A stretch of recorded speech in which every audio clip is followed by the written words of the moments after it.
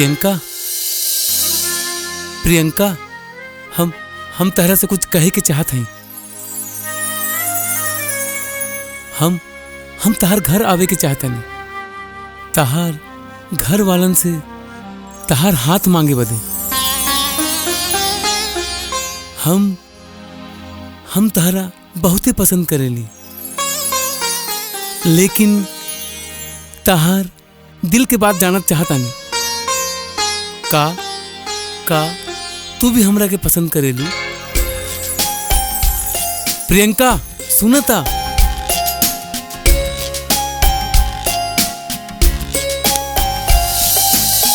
माई, हमर निमन माई, हमर प्यारी माई। अरे माई, का बात है? आज माई के ऊपर बड़ी प्यार आवता।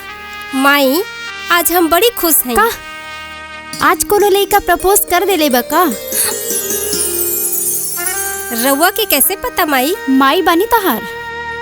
ऊ से पहले हम हूँ लड़की रहनी, और जब तहार पापा जी पहला बेर प्रपोज करले रहले तो हम हूँ अपन माई से जाके ऐसे लिपट गई रहनी। अच्छा, फिर नानी का कहली? हमार माई तो हमार माई तो बहुत ही डांटली हमके और ही कमरा में बंद कर देले, कहीं आवे जावे नहीं देली। अच्छा हमार छोड़ाओ, तू ये बतावा ऊ देखे में कैसन बा और वो कुछ काम धाम करता के नहीं? माई, देखे में तो ठीक ठाक बा, पर का करेला ई हमके पता नहीं खे। हम तो आज तक ओकरा से बात भी न कईनी है। बतेलू ना तो फिर पसंद कैसे कहलू? माई, कुछ महीने से हमके देखते रहता, कबो कुछ कहले नहीं, पर आज अचानक वो हमके रोकलस और कहले कि वो रउआ और पापा से मिले के चाहता, कुछ रिश्ता के बात करे के बा। तब तू का कहलू? कहे के का रहल, हम वहाँ से भाग के आ गई। अरे हमार बबनी कहाँ से भाग के चलैली?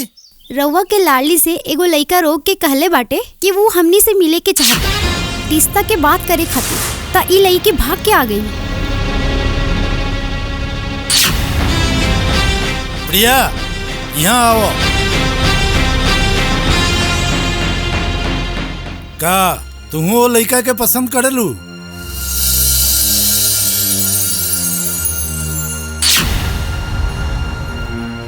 ठीक बा, अब की बार मिलबू तो ओकरा से कहियो हम ओकरा के बोलनी हो, ठीक?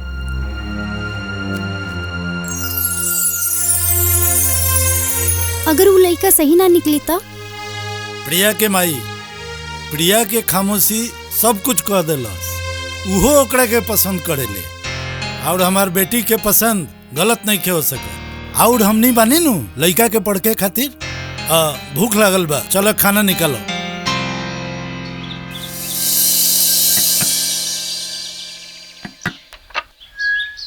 अरे तू?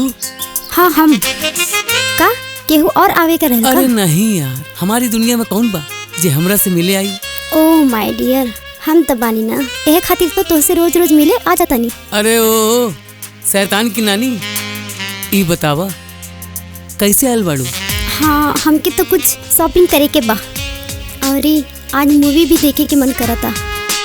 तू चला ना हमरे संग मूवी देखे खातिर। तू शॉपिंग में हमार मदद करिया, फिर हमने टॉकीज में कोने की सीट पे बैठ के मूवी देखब जा, बहुत मजा आई। फिर तू हमार हाथ पकड़वा और हम तहार कंधा पे सर रखब, फिर तू अंधेरा के फायदा उठा के हमके तो अरे ओ मैडम, दिन में मुंगरी लाल के सपना देखल बंद करा। ना हम तहरा संगे शॉपिंग जाइब और ना हम तहरा संगे थिएटर जाइब, और ये अंधेरा के फायदा उठा के तहरा संगे करे के हमके कौनो शौक नहीं खे। का हम सुंदर नहीं खे? का हम हॉट नहीं खे? है बाड़ू, तू बहुते सुंदर बाड़ू, बहुते हॉट बाड़ू। केहू भी लइका तोहके देख के पागल हो जाए, लेकिन हम वो लइका नहीं बानी। एक बार प्यार से छू के तो देखा, हमके पूरा दुनिया से बेगाना कर दे। अरे ओ मैडम, आउच।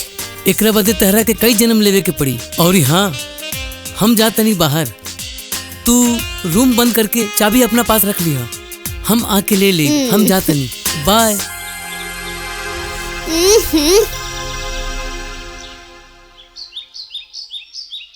प्रियंका, काल तू हमार बात के जवाब नहीं के देलू है। बिना कुछ कहे चल गई हुआ। का तहरा के हम पसंद नहीं की? अगर तू अपन दिल के बात ना कहबू तो हम तब पागल हो जाए। प्लीज हमके बतावा, का हम तोहके पसंद बानी? कल रहुआ के पापा जी बुलौले हैं तो का कहले पापा जी? वो तो कहले बाड़े कुछ दिन एक दूसरा के जाना समझा पहचाना। तो आज शाम तू हमरा से मिले पार्क में आईबू ना, ताकि हमनी एक दूसरा के समझ सके। बोला आईबू ना? हम तहार आज शाम 5 बजे इंतजार करो।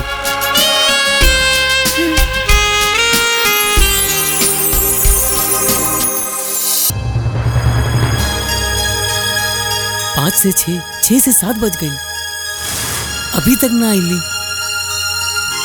पता नहीं आखिर का बात हो गई। का भइल अंकल, रउआ रोत काहे बानी? बेटा हम केहू के मुंह देखावे लायक ना रोनी। हमके कुछ समझ नहीं के आवत।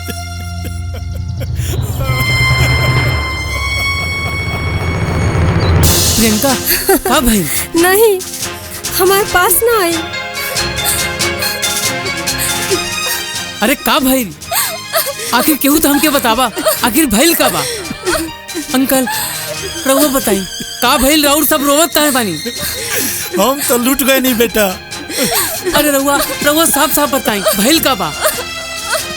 कोनो बदमाश एकर इज्जत लूट लेलस, हमर फूल जैसन बेटी के रौन देलस।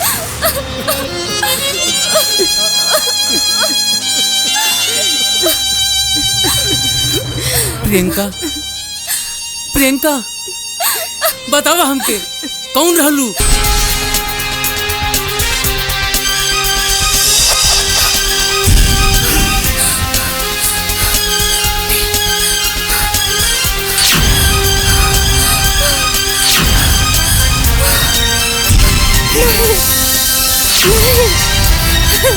नहीं, हमको छोड़ दो। नहीं, नहीं, नहीं, हमको छोड़ दो।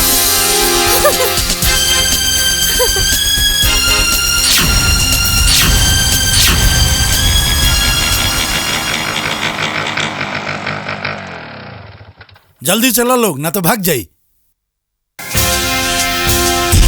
अरे अरे हमरा के काहे पकड़ता रहा इंस्पेक्टर साहब? ज्यादा बात मत कर साले, चल थाना में। अरे हमार जुर्म तो बताई, काहे परेशान करता नहीं हमरा?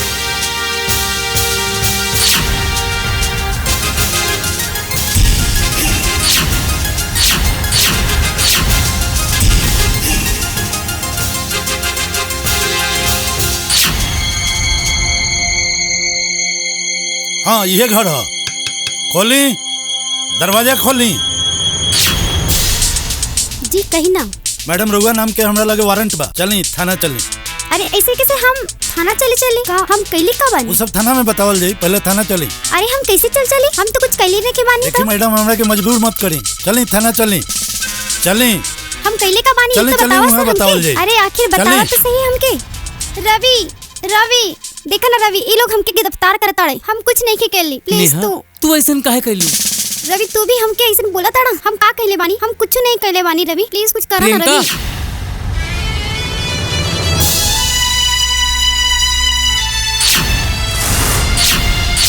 एकरा त जानत बाड़ू ना तू? कौन बा रवि? एके हम नहीं जानत तानी। गौर से देखा नेहा, ई वही लड़की बिया जेकर तू इज्जत लुटवले बाड़ू। तू झूठ बोलता रवि, हम एक जानत नहीं की ओकर इज्जत। हम मतलब हम काहे ऐसन काम करब? तू समझत नहीं के बाड़ा। शर्म आवेला हमके, तहरा के अपन दोस्त काहे बदे? तू खुद एगो लड़की हो के भी दोसर लड़की के साथ इतना गिरल हरकत कैसे कर सकेलू? रवि तू प्लीज हमार यकीन करा, हम नहीं के जाने ले ये कौन बा रवि। रवि हम ऐसन कुछ नहीं केली, हम नहीं जाने इनके।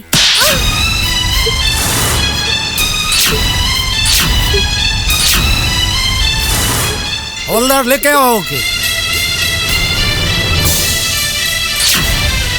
नेहा ये लोग हमरा के रात भर ढेर मरलस, बहुत मरलस। ऐसे हम सब सच सच बता देनी। अभी तू झूठ बोला चाहता ताड़ू, बोला। नहीं रवि हम ऐसन कुछ नहीं केली। रवि प्लीज हम कुछ नहीं केली।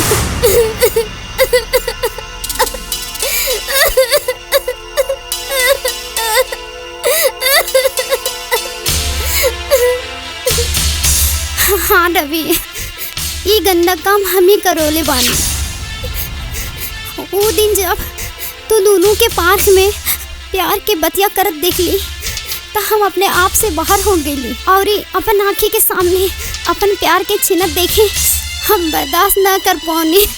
हाँ, यही खातिर हम ई गंदा काम कैली। नेहा, तू प्यार और जज्बात में इतना अनहर हो गइलू। अरे तू तो वो गुनाह कइले बाड़ू जेकर सजा ई मासूम के जिंदगी भर भुगते के पड़ी। एकर जिस्म के घाव तो भर जाई, पर एकर आत्मा के घाव जिंदगी भर नासूर बन के एकरा उ दर्द के एहसास करावत रही। अरे का कसूर रहली बेचारी की कि हम एकरा से प्यार कैली, तोहरा से नहीं। और तू ता और हमार प्यार के सजा एकरा दे देलू, वो भी इतना भयानक। जब एगो लड़की के इज्जत नीलाम करे लगली और इंसानी समाज के सामने में दाग लगौले ऐसन भेड़ियन के हाथ में बेच देली, तब के बजाई इनका और के सुनी इनकर। रवि, हमके माफ कर दे रवि, प्लीज। रवि प्लीज हमके माफ कर दे। नहीं नेहा, नहीं। इंस्पेक्टर साहब ले जाइए एकरा के। चले मैडम, चले प्लीज रवि प्लीज चलो बेटी। प्रियंका, नहीं रवि नहीं, अब हमके भूल जा। अब हम तहार लायक नहीं रहने रवि। हाँ बेटा, ये दुनिया के ताना सुनी के हमार बेटे जीते जी मर जाए वो। अरे यहाँ रही तो एक दुख के आंसू कब सुख ना पाई। उससे अच्छा बा कि हम ये शहर छोड़ के चल जाई, और आज ही हम ये शहर छोड़ के चल जाता नहीं। रुकी जा प्रियंका, इसे नूर हम तहर मांग में इसे नूर भरे के चाहत हैं। नहीं रवि नहीं, ये हादसा के भुलावे बदे हम तहार हमदर्दी के सहारा नहीं ले सके। हमार हमदर्दी नहीं खे, हम आज भी तहरा से सच्चा प्यार करता नहीं। और ये हादसा अगर शादी के बाद होकल होई तका तू हमरा के छोड़ के चल जातू या कि हम तोहरा के छोड़ देती। ब्याह के बाद के प्यार बा, और ये ब्याह के पहले के प्यार के कोनो मोल नहीं के। हमार प्यार के हमदर्दी के नाम दे के गाली मत दा प्लीज। हमार प्यार सच्चा बा प्रियंका, प्लीज मान जा। I love you so much Priyanka, please मान जा प्रियंका, प्लीज।